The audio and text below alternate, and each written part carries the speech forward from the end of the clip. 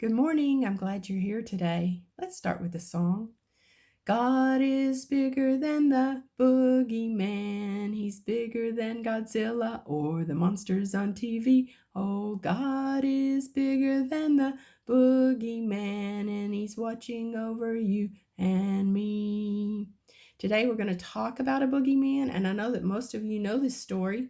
We're going to talk about the giant. He was a boogeyman in David's time. But we're going to read this story together. The enemies of God's people came out to fight.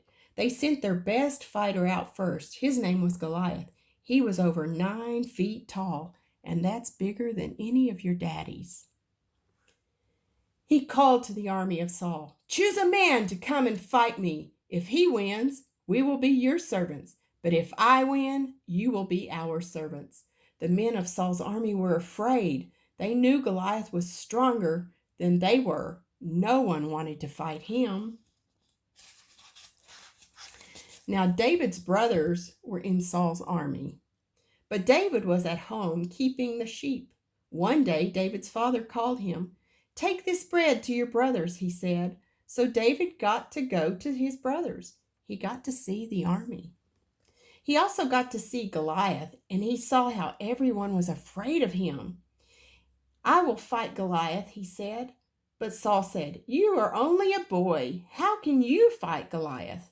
"God will help me," said David. So Saul gave his armor and helmet. He gave him a sword. David tried them on, but they were too heavy. David gave them back to Saul. "I am not used to these," he said. Instead, David chose 5 smooth stones from the stream.